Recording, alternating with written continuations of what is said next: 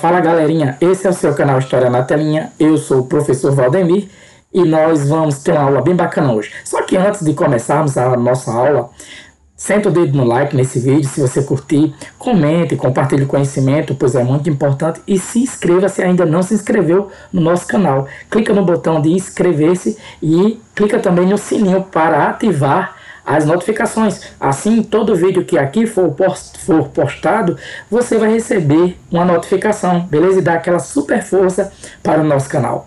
Então, vem comigo que nós vamos aprender muito hoje sobre industrialização, imperialismo e resistência. Nós vamos ver como as potências europeias, juntamente com os Estados Unidos, foram participar ali da partilha da África, com exceção dos Estados Unidos, e também da Ásia, tendo a participação deste último. Nós vamos ver e vamos falar também sobre a segunda fase da Revolução Industrial, tá certo? Vamos falar que houve resistência, então vai ser muito bacana a nossa aula. Vem comigo que você vai gostar. Olha, de início nós temos aí uma charge, tá certo? Que ela mostra o empresário e político Cecil Rhodes, que ficou milionário montando uma grande companhia que monopolizava, ou seja, tinha a exclusividade da exploração de minério no sul da África. O plano de Rhodes e do governo britânico era o de conquistar desde a cidade do Cabo, lá no sul extremo, até o Cairo, no extremo norte da África, e construir uma gigantesca estrada de ferro que ligasse esses dois pontos. Conta-se que Rhodes costumava dizer: eu anexaria, ou seja, uniria os planetas se pudesse. Então, nessa charge você vê que Rhodes ele coloca um pé lá no extremo norte da África, olha o mapa do continente africano, e o outro pé, o pé direito, no extremo sul da África. E aí ele sai medindo com a linha, né? E a charge vem ironizar justamente esse monopólio do empresário e político britânico Cecil Rhodes.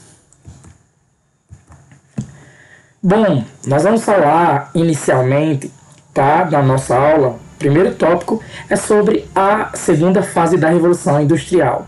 Nós, segundo alguns pesquisadores, estudiosos do assunto, estamos vivendo já a quarta Revolução Industrial, que é aquela dos avanços tecnológicos no que diz respeito ao uso da inteligência artificial, tecnologia de computador e tudo mais, certo? Nós vamos ver na aula de hoje a segunda fase. A primeira fase foi aquela que nós vimos lá no comecinho, tá certo? Foi a segunda, deve ter sido a segunda aula que nós tivemos, e eu vou deixar aqui o link para vocês acessarem essa aula e revisarem, relembrarem.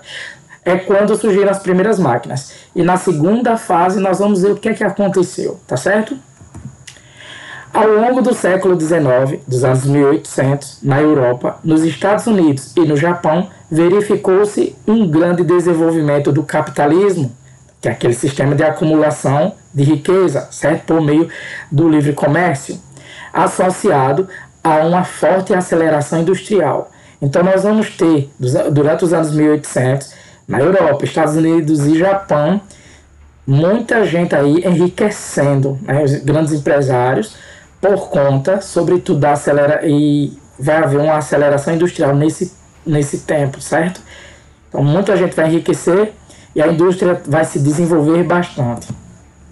Essa fase da industrialização, conhecida também como Segunda Revolução Industrial, se caracterizou pela descoberta de novas tecnologias aplicadas na indústria, nos transportes e nas comunicações. Nós vamos ver uma por uma, tá certo? O que aconteceu na indústria? O que foi inventado nos transportes e o que foi inventado nas comunicações que fez com que houvesse uma verdadeira revolução, uma transformação brusca. Na indústria foram decisivas a descoberta no ano de 1856 de um processo de fabricação do aço por Henry Bessemer. Com essa descoberta, o aço, que é mais fácil de ser trabalhado e mais resistente do que o ferro, tornou-se também mais barato. Então o aço ele é uma composição do ferro com o carbono, certo? Então uma mistura, ele não existe na natureza, ele é fabricado e ele foi descoberto por esse homem, né? Henry Bessemer, em 1856. Por isso, passou a ser amplamente usado na indústria de armas, na construção civil e na fabricação de máquinas. E aqui você tem Henry Bessemer e um de seus caldeirões, certo? Como era um caldeirão para o derretimento do aço, para fazer o aço, e também a parte interna dele. Também foi decisiva a invenção do dínamo no ano de 1877, que é um gerador de eletricidade que permite a transmissão de corrente elétrica a longas distâncias, a partir de usinas elétricas. A energia elétrica se utilizava da água e por isso era relativamente barata, o que permitiu seu uso em indústrias e residências. A invenção da lâmpada elétrica em 1879 por Thomas Alva Edison foi decisiva para o uso residencial da eletricidade. E aqui você tem o dínamo, certo? O que é que acontece? O dínamo, ele trabalhava com movimento, girando, ok? O que é que fazia o dínamo girar? Nesse caso, era a correnteza de água. Então, era instalado algo que fizesse moer, certo? Que fizesse girar o dínamo. Então, e como é que esse algo ali, certo, era colocado no rio, e conforme a correnteza da água fazia girar o dínamo, ele nesse giro produzia a energia elétrica, tá? E o princípio é o mesmo utilizado nas hidrelétricas ainda hoje, tá? Que é um motor bem pequeno, claro, em comparação às grandes hidrelétricas, que são aquelas barragens que represam os rios, aí soltam a água e conforme a água vai passando pelos motores, vai fazendo girá-los e esse giro é que produz a energia elétrica. E do outro lado você tem Thomas Edison, o cara que inventou a lâmpada elétrica, né? E foi isso que popularizou bastante a energia elétrica, a nova invenção. E também foi decisivo na indústria a invenção e o aperfeiçoamento do motor de combustão interna na década de 1870, que permitiram o aproveitamento do petróleo e de seus derivados, como gasolina e diesel, como fonte de energia. Então, os motores que mais tarde viriam a ser utilizados em carro foram aperfeiçoados, certo? Na década de 1870. Veja quanta coisa aconteceu entre 1856 e 1870. Muita coisa aconteceu decisiva para a indústria. Nos transportes, assistiu-se ao aumento progressivo das ferrovias, né, as estradas de trem, e ao uso da locomotiva, que é aquela parte que fica no trem, que puxa o trem, né, onde fica o motor, e também do barco a vapor, no transporte de pessoas e mercadorias. Lembrando que a locomotiva daquela época era movida a vapor, queima de carvão, ok? Ao mesmo tempo, o aproveitamento do petróleo e seus derivados, como gasolina e diesel, como foi falado, como fonte de energia, permitiu a Henry Ford e a Carl Benz a construção dos primeiros automóveis na década de 1890. E aqui você tem Henry Ford e seu filho Edsel Ford sentados em um carro modelo, né, no ano de 1910. Gente, esse homem aqui foi um dos homens mais ricos do mundo na época dele. Dos Estados Unidos ele era um dos mais ricos. E Sim, a marca de carros Ford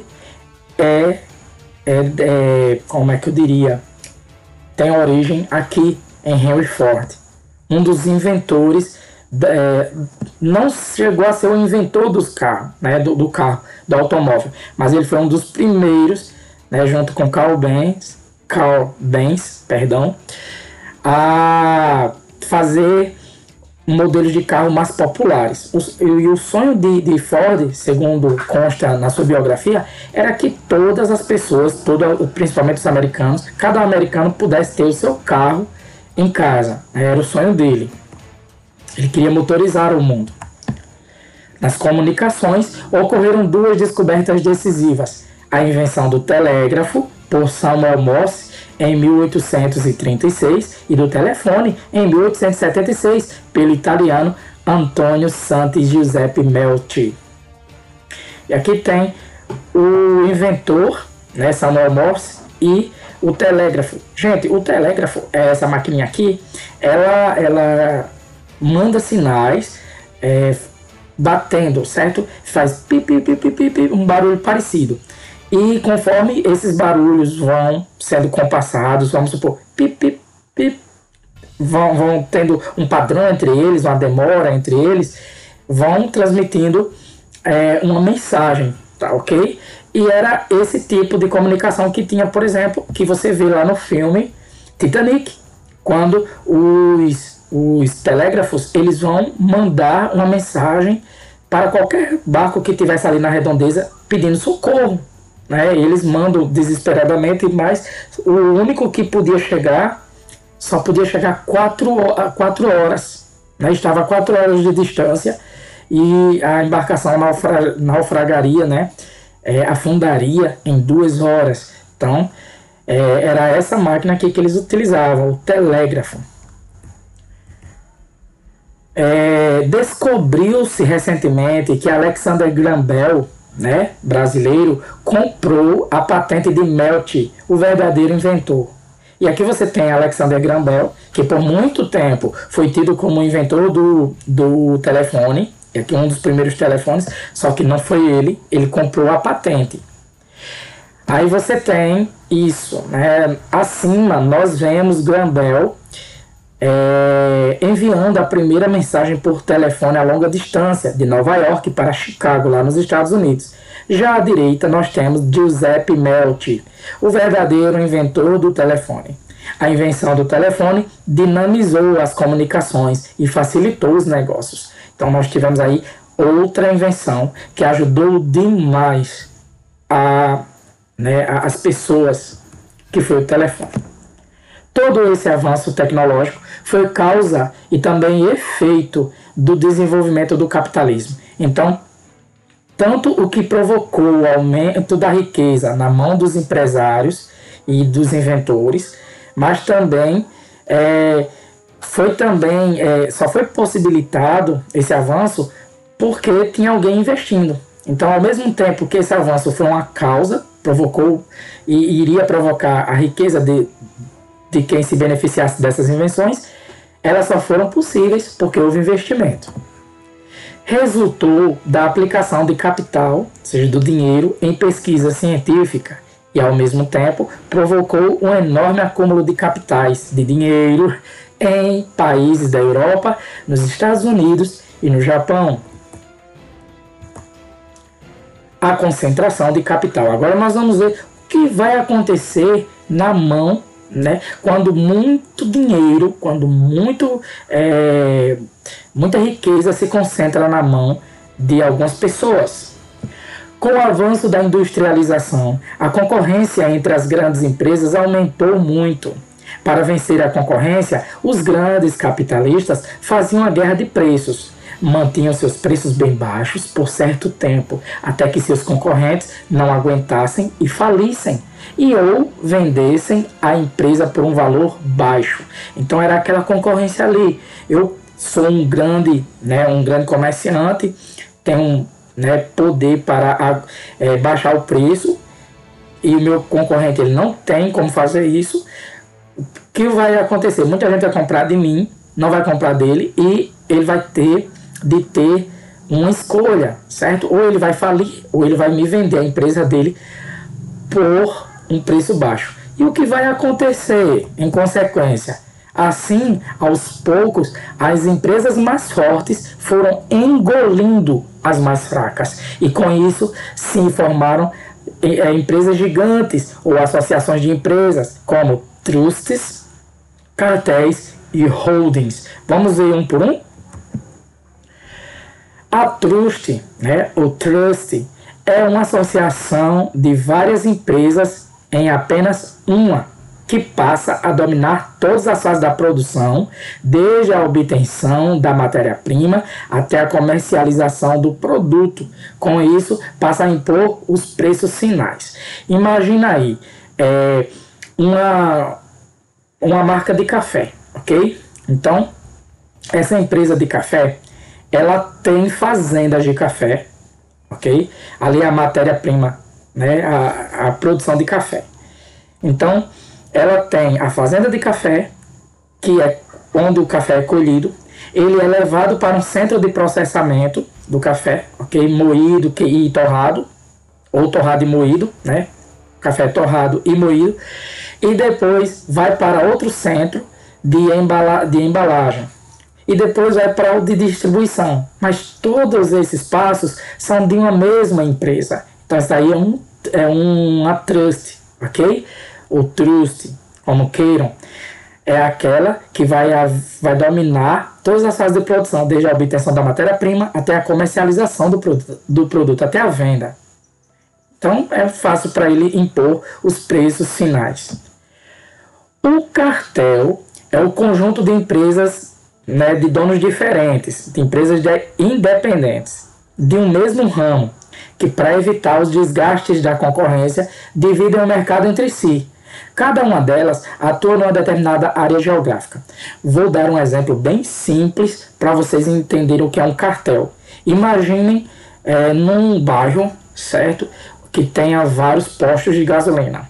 Os donos dos postos de gasolina, eles se reúnem secretamente e decidem combinar um preço só, tá? É 4,10 no meu posto, 4,10 no seu, 4,10. O que é que vai acontecer? Ninguém vai ter a opção de ir em posto diferente, porque os preços são iguais. Então, todo mundo está ganhando, tá? Aí é um cartel. O mais comum de acontecer é o cartel de postos de gasolina. Só que isso é crime. Combinação de preço não pode, tá?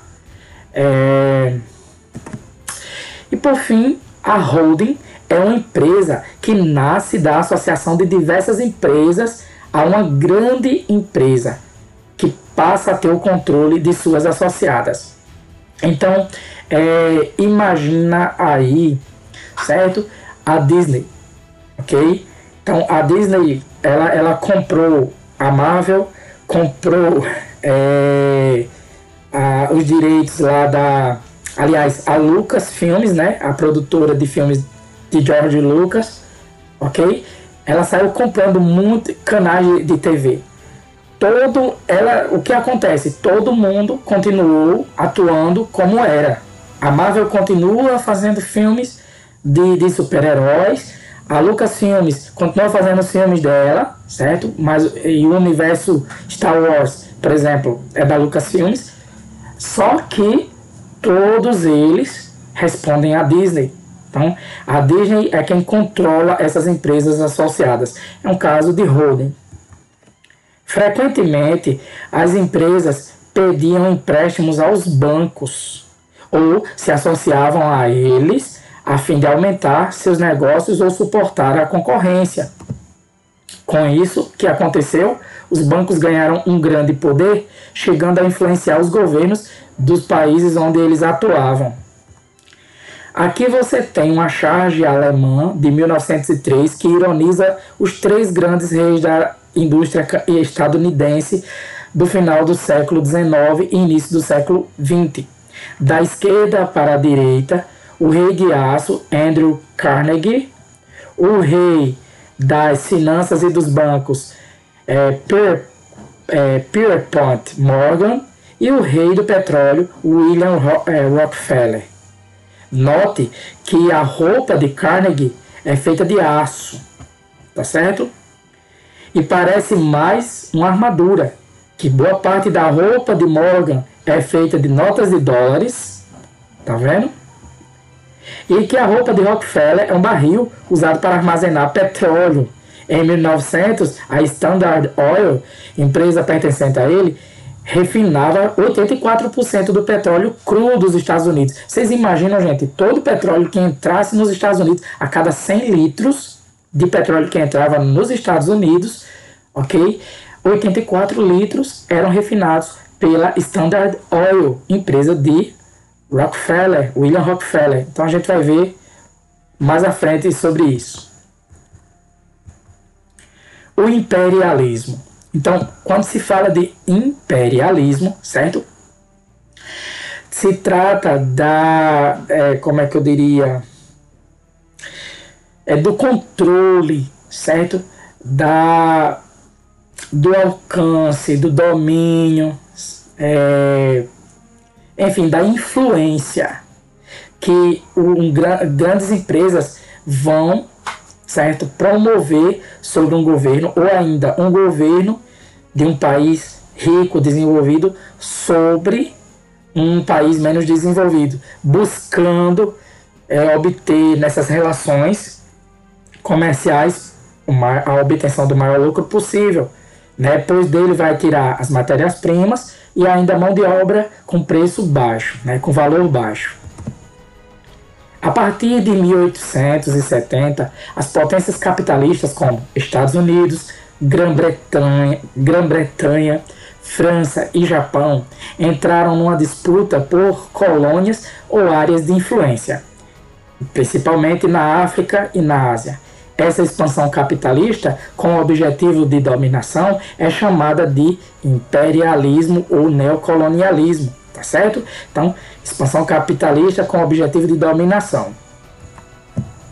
Mas o que teria motivado essa corrida imperialista entre as grandes potências? O que elas buscavam em outras terras? As grandes potências se voltaram para esses lugares em busca de oportunidades de investimentos para os seus capitais, ou seja, tinham muito dinheiro e queriam investir em novos mercados. Também buscavam mercados produtores de matérias-primas como cobre, carvão, ferro, borracha, entre outras. Mercados consumidores de manufaturados, ou seja, queriam vender os seus produtos para mais consumidores. Buscavam ouro e diamante existentes nas terras africanas. E também buscavam terra e mão de obra para trabalhar na exploração mineral e nas plantações de café, açúcar, amendoim, cacau, entre outras. Ou seja, buscavam terras e pessoas para trabalharem por pouco dinheiro ou gratuitamente.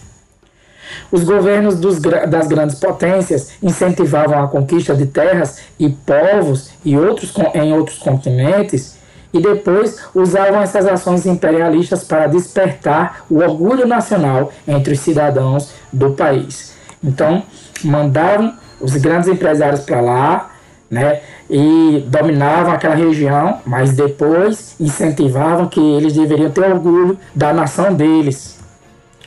Aqui nós temos, acima, uma cena de caça de elefante na África do século XIX para a aquisição do marfim, aqui nessas presas dos elefantes, né, tipo um chifre que sai da boca dele.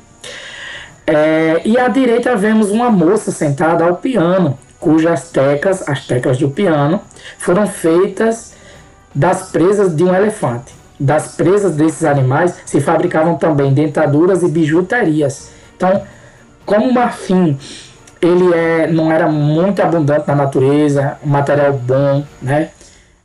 Ele acabou ficando raro e caro. Então as peças feitas de marfim eram muito valorizadas. Mas lembrando que peça de marfim não era invenção do século XIX. Você já vai encontrar esculturas antiquíssimas, né, da Idade Antiga, feitas de marfim, peças de marfim. Teorias racistas do século XIX. Uma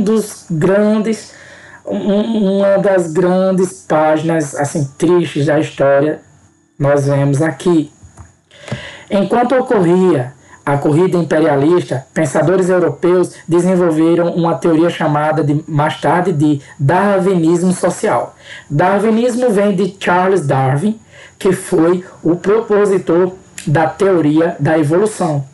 Ele dizia que os seres vivos, né, eles tinham se originado de forma mais simples e, com o passar do tempo, tinham evoluído para formas mais complexas, incluindo o ser humano, que teria evoluído de um mesmo ancestral em comum com os macacos, tá certo? E como é que acontecia esse processo segundo Darwin, né? O processo evolutivo se dava da seguinte maneira: aquele ser mais capaz, que fosse forte o suficiente para suportar as dificuldades, as mudanças climáticas, as mudanças ambientais, ele ficaria mais forte, passaria essas características para os seus descendentes e eles para os seus descendentes, e assim sucessivamente em gerações posteriores, até haver mudanças, ou seja, evolução, aí se daria o processo de evolução. Enquanto aquelas espécies que não se adaptassem, elas não suportassem as mudanças, desapareceriam, entrariam em extinção. Segundo essa teoria do darwinismo social, as raças humanas passam por uma longa evolução e só as mais aptas sobrevivem. Na luta pela vida, as raças superiores triunfam. Mas quais seriam essas raças? Essa teoria está apoiada em duas ideias equivocadas. A primeira é a de que existem raças humanas, e a segunda é a de que a raça branca é superior à raça negra, à amarela e aos mestiços. Hoje não se aceitam mais a existência de raças humanas, nem a superioridade de um povo sobre o outro. Hoje se sabe que só existe uma raça, a raça humana. E sabe-se também que nenhum povo é superior ao outro. No século XIX, porém, o darwinismo social foi considerado científico e serviu para justificar a dominação imperialista.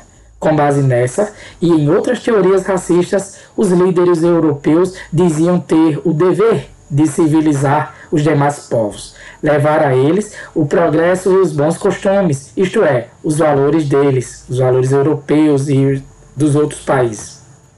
Em outras palavras, diziam ter a missão civilizadora para com os povos de cor. Essa missão, segundo eles, era o fardo do homem branco. Olha só quanta visão equivocada, visão errônea, né? Bom, o texto a seguir é trecho do discurso do ministro francês Gilles Ferry, né, de 1832 a 1893, né, nascimento e morte, no parlamento do seu país.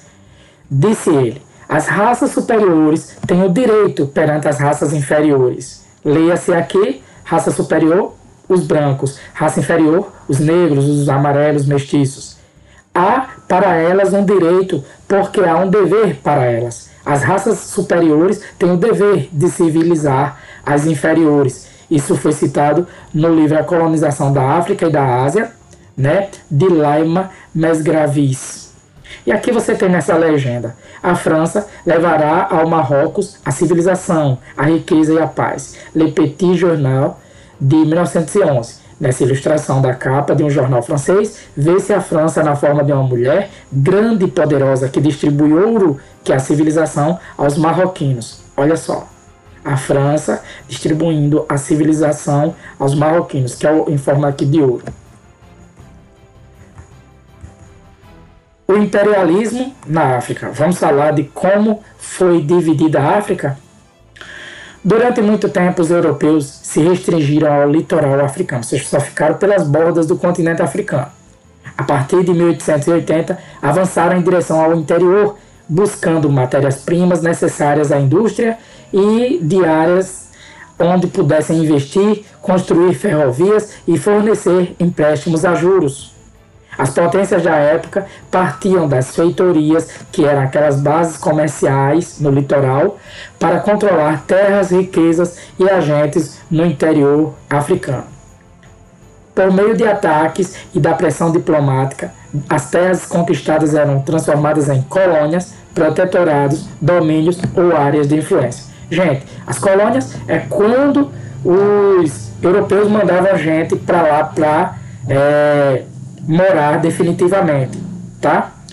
Um protetorado seria uma região que, de certa forma, as pessoas, o governo era independente, era autônomo, então, mas o governo deveria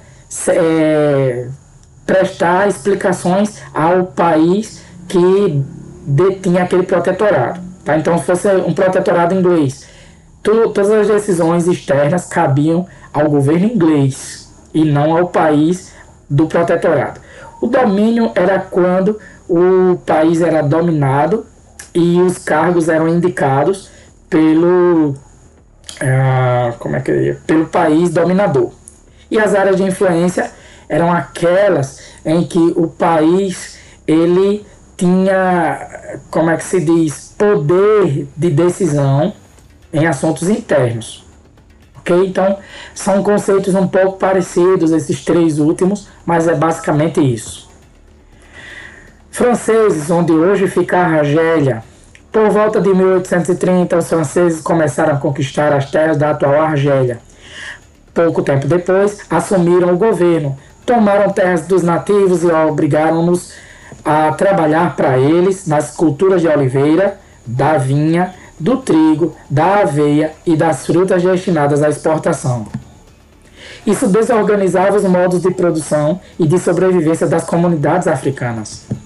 Olha aqui, você tem uma colheita feita por argelinos no interior do país sob o olhar vigilante do colono, mostrado à direita na foto aqui, ó. Tá? Em 1900, mais ou menos.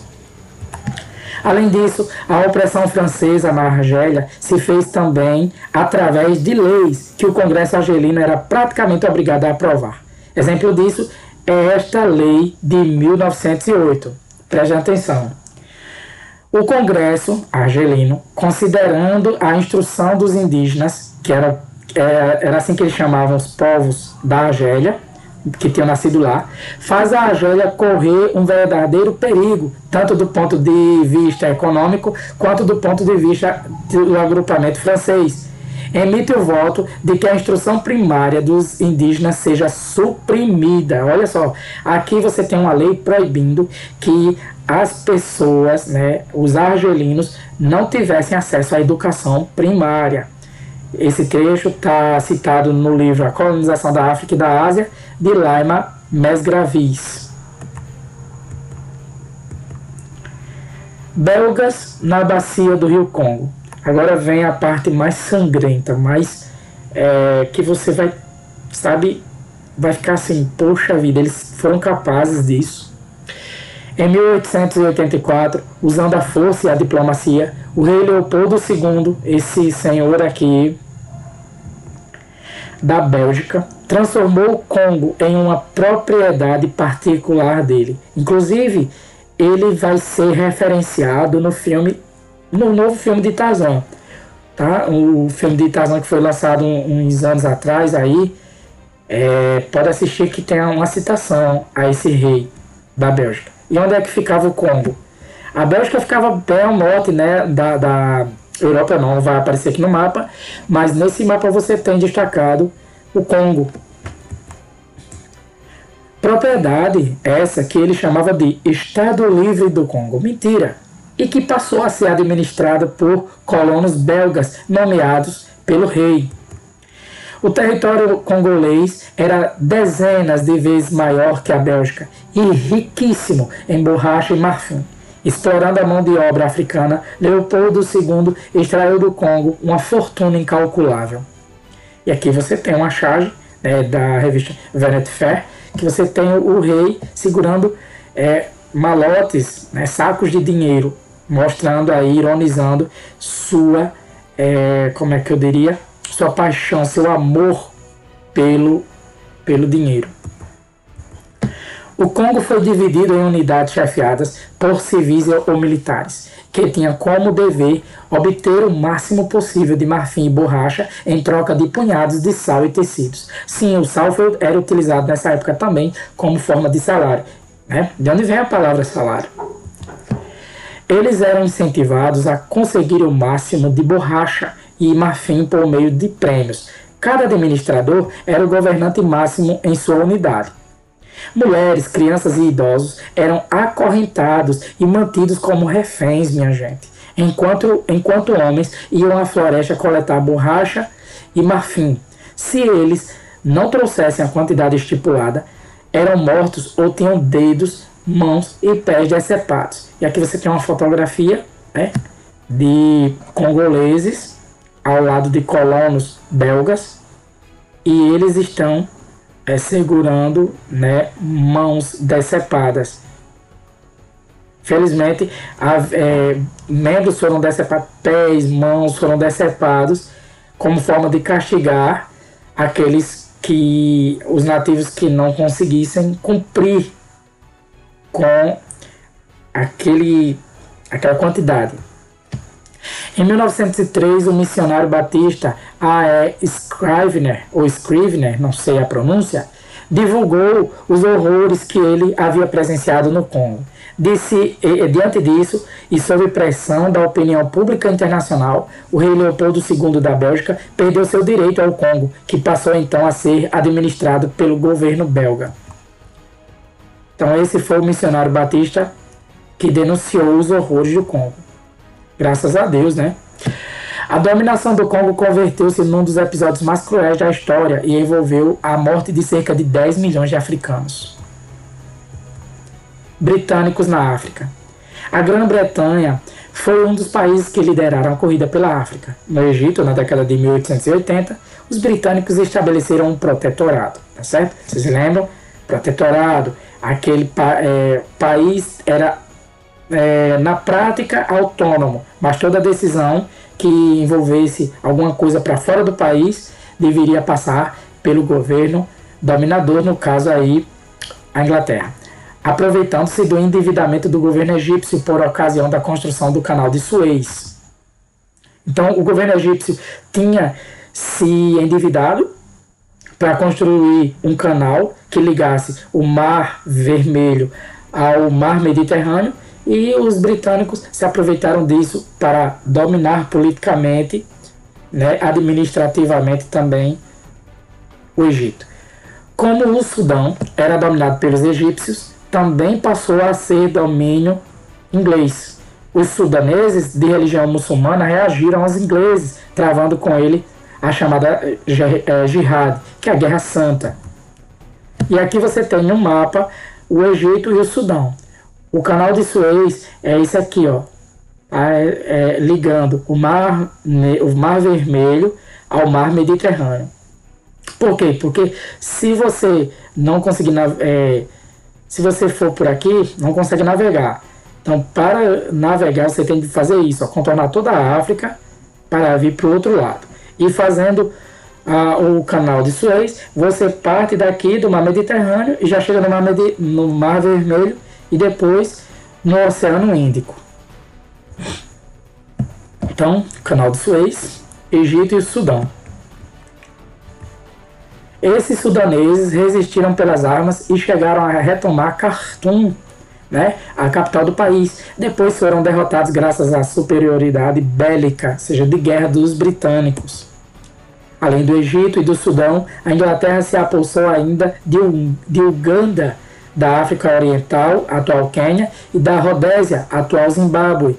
Rodésia foi chamada assim em homenagem ao explorador inglês Cecil Rhodes, que nós mostramos lá no comecinho. Então, a Uganda, Quênia e Zimbábue. Uganda, Quênia e Zimbábue. Cadê o Zimbábue? Aqui, os três, tá certo? Zimbábue, Quênia e Uganda. Todos esses três territórios passaram também ao domínio inglês. E aqui você tem uma charge que satiriza, né, ironiza a Inglaterra, que tem uma cabeça humana, né, é um grande povo com a cabeça humana, e uma cartola para mostrar que eram os banqueiros, né? E nas pontas dos tentáculos você tem mãos humanas, ok? E aí elas estão se apropriando de quê? De Malta, lá na Itália, Egito, Índia, Canadá, Jamaica, né? Cirrus, deixa eu ver, Gibraltar e outro, né? Austrália. Mas os africanos não ficaram de braços cruzados. Vamos ver como foi que eles resistiram? Entre os séculos XV e XVIII, com exceção do norte, a presença dos europeus na África se restringiu ao litoral do continente. Lá, eles fundaram estabelecimentos permanentes em pontos estratégicos como a Costa do Ouro, Benin e Angola, para fazer comércio com os africanos. Certo? Eles ficaram mais na costa, além do norte. A partir do século XIX, no entanto, os europeus já não queriam apenas comerciar. Sua ambição era conquistar as ricas terras africanas e submeter seus povos. Mas os africanos reagiram à dominação europeia de diversas formas, inclusive por meio de revoltas.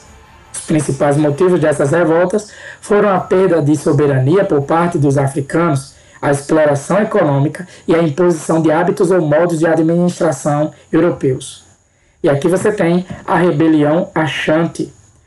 Também extremamente significativa foi a rebelião Ashanti na então Costa do Ouro, atual Gana, que durou 10 anos. Foi de 1890 a 1900, em uma encarniçada luta contra o domínio britânico, representado pelo governador Arnold Hodgson. Ela decorreu, nessa rebelião, da deposição de um grande número de chefes tradicionais das chefias locais por parte da burocracia colonial britânica, envolvendo, portanto, a violação do caráter sagrado da realeza nos planos religioso e cultural. Então, o que acontece? Os britânicos chegaram nas aldeias, né, dos nativos africanos, no caso, onde fica hoje Gana, né, na Costa do Ouro, na época, e disseram, não, aqui quem vai mandar não é chefe local, não. É uma pessoa indicada pelo governo britânico. E isso, claro, né, causou uma revolta muito grande entre eles. Seguiu-se a nomeação de outros chefes locais designados que careciam de legitimidade perante a população e foram encarregados, inclusive, da cobrança de 4 xelins por cabeça, como indenização por uma rebelião de 1887. Por fim, o governo britânico exigiu que seu representante se sentasse no tamborete de ouro, símbolo da alma Ashanti e da sua sobrevivência como nação. E por isso o instrumento de consagração dos seus chefes. Então, a gota d'água foi o governo britânico exigir que o seu indicado para comandar aquela aldeia, né, se sentasse no tamborete de ouro, que era o trono deles. A indignação dos Ashantis levou praticamente todos os estados, tá certo? Que era, vamos dizer assim, as unidades políticas soberanas, né? Importantes a enfrentar os ingleses em inúmeras batalhas sangrentas, debeladas, só depois da prisão e deportação da líder, a rainha de Edveso, que se chamava Nana Ia Assantewa, né? E de vários generais Ashantis em 1900. A rebelião só acabou quando essa líder, né, dos rebeldes, ela foi aprisionada e deportada. Nós temos aí o busto dela, né, de Ia Assantewa, localizado no museu que a homenageia, né, na cidade de Egiso, em Gana. O trecho citado está no livro de Leila Leite Hernandes, A África na Sala de Aula, Visita à História Contemporânea. Alemães, espanhóis e portugueses na África. Portugal manteve a maior parte dos territórios conquistados no século XV e XVI como territórios onde hoje são Guiné, Angola Portuguesa e Moçambique, São Tomé e Príncipe e Ilhas de Cabo Verde. Esses foram os domínios portugueses. Já a Alemanha entrou na corrida pela África quando boa parte do continente já estava sob domínio inglês ou francês. A Alemanha conquistou 2 colônias, a África do Sudoeste Alemão, que é banhada pelo Atlântico, e a África Oriental Alemã, que é banhada pelo Oceano Índico. A Espanha conservou parte do Marrocos e o Marrocos Espanhol. Aliás, o Marrocos Espanhol. A Conferência de Berlim foi nessa cidade aqui, capital alemã, que os países europeus repartiram entre eles os domínios africanos. A corrida imperialista gerou tensões que ameaçavam o equilíbrio de poder entre as potências e a paz na Europa. Para evitar a guerra, as potências europeias se reuniram na Conferência de Berlim, na Alemanha, em 28 de fevereiro de 1885. E aqui está uma ilustração dessa conferência, né, entre os diplomatas, entre os chefes dos estados europeus, que estavam participando da partilha da África. E aqui, ao fundo, você tem o mapa da África. Essa conferência tinha por objetivo combinar regras e condições favoráveis à ocupação da África. Reunidos na Conferência de Berlim, os representantes das potências europeias combinaram o seguinte: permitir a livre navegação das bacias dos rios Congos e Níger, duas importantes vias naturais de penetração no continente, permitir o livre comércio na bacia do rio Congo, que uma nação europeia só teria direito a um território africano se comunicasse sua ocupação às demais nações e enviasse para a área uma autoridade capaz de manter a ordem, e reconhecer o Estado Livre do Congo como propriedade particular do rei Leopoldo II da Bélgica. Ele voltou a ter o domínio. Esse território imenso serviu como Estado tampão, separando as demais áreas ocupadas pelos europeus e assegurando a todos os direitos de navegação e comércio. Portanto, a partilha da África não ocorreu na Conferência de Berlim, como se tem dito. A África foi partilhada entre as nações, as potências europeias, nos anos que se seguiram à conferência, por meio de acordos bilaterais entre elas. Então, em Berlim, eles fizeram acordos para partilhar, mas não disseram ainda quais áreas seriam ali determinadas para cada país. Conforme os anos iam se passando e eles iam ocupando aquelas áreas, eles faziam acordos um com o outro. Entre 1885 e 1907, por exemplo, a Grã-Bretanha e a França concluíram entre si 249 acordos sobre a África Ocidental e Central. Os tratados bilaterais, ou seja, entre os dois países, que se seguiram à Conferência de Berlim, desenharam um novo mapa da África. Em 1880, os europeus ocupavam apenas 10% do continente africano. Já em 1900, ou seja, 20 anos depois, já eram senhores de 90% da África. E aqui você tem dois mapas que vão comparar muito bem a ocupação europeia na África. Em 1800, olha só o que é que eles dominavam, tá? A Espanha só dominava essa partezinha aqui verde, né? Portugal, essas partes em amarelo. A Grã-Bretanha, só essas partes aqui no sul, pouco, e também a Costa do Ouro. A França, essas daqui, Senegal, Gabão e Argélia. E o Império Otomano, que era, né, muçulmano, isso aqui, que é o Suzeranato Otomano. E os Estados Boeres, que eram dos nativos, ok? Já em 1910, nós tínhamos os domínios coloniais da África da seguinte maneira. Tudo isso aqui era a África Ocidental Francesa, em amarelo, tá? Nós tínhamos também outras boas partes que ficaram sob domínio inglês, como Nigéria, Sudão, Rodésia, União Sul-Africana e África Oriental e Egito. A Alemanha ficou com Camarões e a Abissínia, né? Só com Camarões e o Sudoeste Africano e Tanganica, né? Portugal só ficou com Angola e Moçambique. Nós também tivemos a Ilha da Madeira, Portugal, ok? Tivemos a Bélgica com o Congo, só ela. Também olha o tamanho. A Espanha ficou com o Rio de Ouro, né? E parte do Marrocos, ok? O Marrocos espanhol. A Itália ficou com a Somália, Eritreia e a Líbia. Mas você vai ter países como a Abissínia, né? A Abissínia somente, eu acho, que eram países independentes. Esse novo mapa fixava fronteiras artificiais misturando culturas e línguas diferentes e separando povos que tinham grande identidade cultural. Ou seja, você vai ter um francês e um inglês dominando, né, uma área ali, aí eles vão repartir entre eles aquela área. Só que eles vão separar povos que ali viviam, que tinham a mesma cultura, a mesma língua, ok?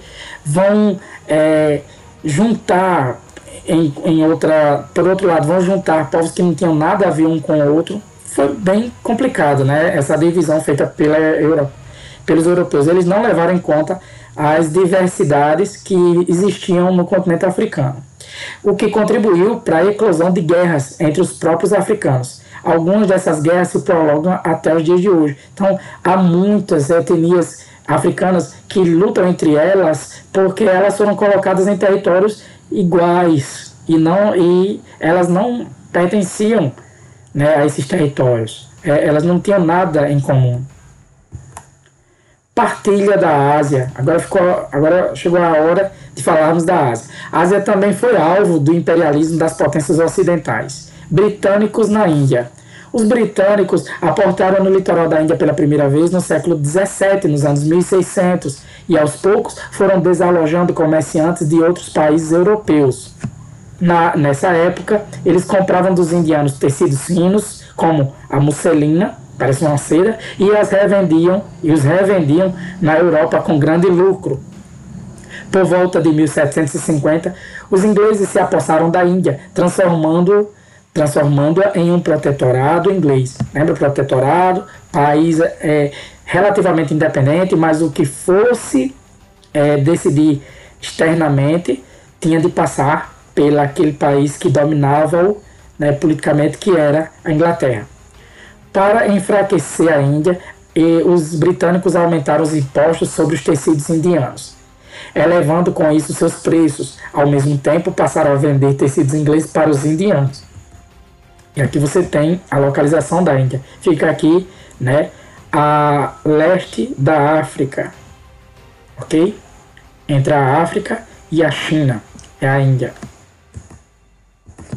Consequentemente, a maioria das tecelagens indianas faliu. E a Índia, antes grande exportadora de tecidos, né, lembra que as grandes navegações tinham o objetivo de inicialmente chegar às Índias para comprar especiarias como condimentos, né, temperos e principalmente tecidos finos, né? Passou a comprar então lá da Inglaterra. Além disso, a Índia passou a produzir grandes quantidades de algodão para as fábricas inglesas de tecidos, propiciando lucros enormes para a coroa britânica, já que os seus trabalhadores recebiam baixíssimos salários e trabalhavam demais. Aqui você vai ter uma foto interessante, olha só. Em todas as partes do mundo onde tiveram colônias inglesas, os ingleses manifestaram forte racismo. Isolavam-se dos nativos, embora usassem seus serviços no dia a dia. Repare que o servidor, próximo ao senhor, de cartola, está descalço. Olha o servidor, o indiano. Ele está descalço, né? Essa foto é de mais ou menos de 1865. Mas os indianos, eles resistiram. Os abusos das autoridades inglesas na Índia, o empobrecimento do povo e as sucessivas crises de fome no país causavam grande insatisfação entre os indianos.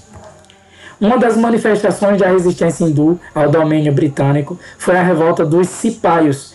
Eram soldados nacionalistas, ou seja, soldados que eram indianos e queriam a nação, né, independente, livre. Eles lutaram contra os ingleses em 1857. Os ingleses, no entanto, fizeram uso de metralhadoras e canhões e esmagaram a revolta.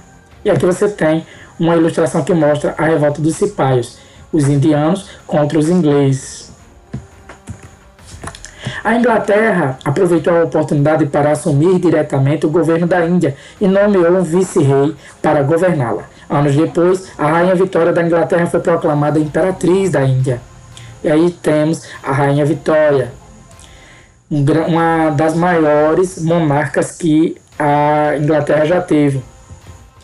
Os lucros obtidos na Índia permitiram aos ingleses a construção de um amplo sistema ferroviário e de comunicação no país, e o envio de milhões de libras para a Inglaterra, que usou parte do dinheiro para conquistar a Birmânia, na Nova Zelândia, a Austrália e parte da China, ampliando assim o seu império.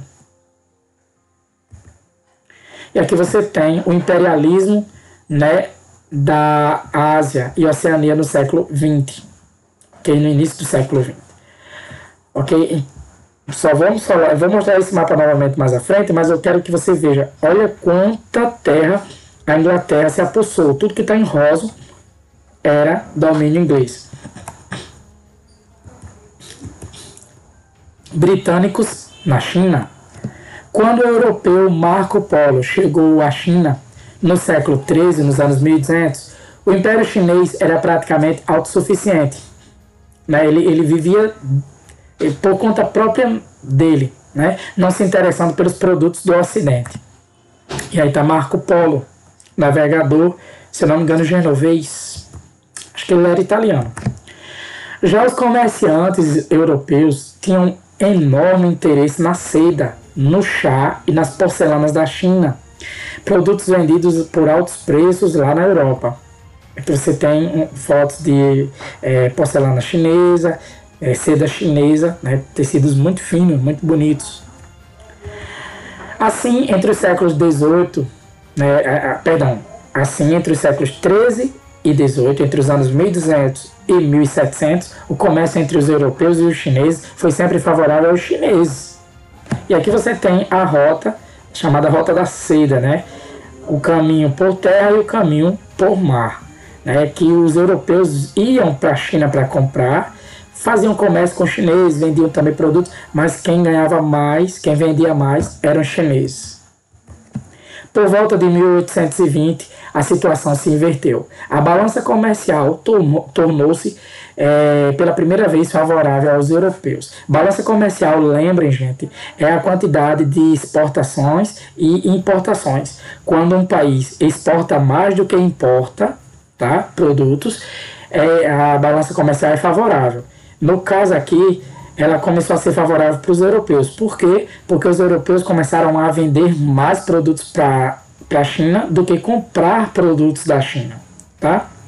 É que os britânicos descobriram o ópio, uma droga que provocava forte dependência, né? Uma droga tipo cocaína, maconha, essas drogas lixo, né? E que passaram a vendê-lo lá na China.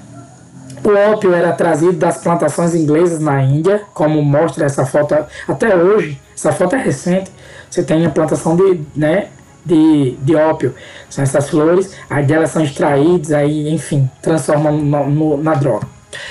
E embora fosse proibido na China, ele era vendido lá pelos traficantes ingleses em quantidades cada vez maiores. O ópio afetava a saúde do povo chinês, além de fazer muitas pessoas perderem tudo o que tinham para comprar a droga. Tipo crack, né? Você se vicia, aí começa a querer mais e mais e mais, só que você não vai... Tem uma hora que você vai perder emprego por conta que está muito drogado, e aí você... Como vai fazer para manter o seu vício? Você começa a roubar, começa a vender as coisas de casa, depois a roubar, né? Uma tristeza. Lin Zexu, braço direito, ou Lin Zexu, né? Acho que é Zexu, braço direito do imperador Dao Guang, né? Lin Zexu era esse daqui, e Dao Guang, o imperador, era esse daqui da direita. Então, da dinastia Manchu, Lin escreveu uma carta para a rainha Vitória, a rainha inglesa, implorando-lhe que não permitisse um comércio tão prejudicial ao povo chinês. A rainha nada respondeu. Os chineses resolveram agir. Tomaram a força, né, confiscaram e lançaram ao mar quase 1.400 toneladas de ópio bruto, trazidos por navios ingleses até o porto de Cantão, na China. A resposta britânica foi a guerra. Alegando prejuízos à propriedade privada, o governo da Rainha Vitória mandou bombardear várias cidades chinesas. Foi a Guerra do Ópio, de 1839 a 1842. Durou cerca de 3 anos, que terminou com a vitória dos ingleses. E aqui você tem uma ilustração, né, desses conflitos entre chineses e ingleses. A Grã-Bretanha se aproveitou da vitória na guerra para obter vantagens por meio do Tratado de Nanquim, assinado em 1842 e um dos mais importantes da história da China. Esse tratado estabelecia, que aqui você pode ver nessa ilustração, né, chineses e britânicos assinando o Tratado de Paz, mas só que o que é que ele estabelecia? Ele estabelecia a abertura de 5 portos na China, para que os mercadores ingleses pudessem comerciar livremente, não ópio, claro. Também estabeleceu o pagamento aos ingleses de uma indenização de 21 milhões de dólares pela perda do ópio jogado ao mar e pelos prejuízos causados pela guerra. O controle de Hong Kong pelos ingleses, que foi até uns dias desses, até 1999, se eu não estou enganado. E também o direito de os britânicos serem julgados por suas próprias leis, caso cometessem crime em território chinês. Olha só que coisa. Pouco tempo depois, os americanos, os franceses e os russos também obtiveram dos chineses direitos comerciais e privilégios semelhantes. Assim, à força, os portos da China foram sendo abertos às potências ocidentais. Dizem alguns que a China estaria se revoltando, né, por essas explorações do passado, estaria se vingando atualmente, né, dominando tudo, comprando tudo no mundo. E aqui você vai ter o mapa da Ásia e da Oceania no início do século XX, né, em que essas áreas em rosa eram domínios britânicos, as áreas em verde, domínio francês, as áreas em laranja, domínio holandês, as áreas em verde, que são pouquíssimas, né, na Índia, domínio português. As áreas em marrom, domínio, esses arquipélagos aqui, domínio alemão. As áreas em vermelho, incluindo a Coreia, domínio japonês. E as áreas em roxo, que eram as Filipinas, ok? Eram domínios norte-americanos. E ainda tinha áreas de dominação econômica. Quem dominava eram os comerciantes russos, aqui ó, nessa área pontilhada, em azul. Os comerciantes britânicos dominavam essa área aqui, pontilhada em rosa. E os franceses, né, eles dominavam qual área? Não tem aqui, tá? TB, onde tiver TB, né? Cadê? Aqui, ó. TB era um território sob domínio britânico. Território britânico e assim por diante. Bom, a aula foi longa, mas chegou a hora da revisão. Nós falamos da segunda revolução industrial e numa linha de tempo dá para resumir o que nós vimos. Em 1836 foi inventado o telégrafo por Samuel Morse. Em 1856 foi descoberto o processo de fabricação do aço por Henry Bessemer. Em 1870 houve a invenção do dínamo, o motor movido, né, pela força da água que gerava eletricidade, energia elétrica. Em 1870 tivemos a invenção do telefone por Giuseppe Melchi. Em 1879 tivemos a invenção da lâmpada elétrica por Thomas Edison.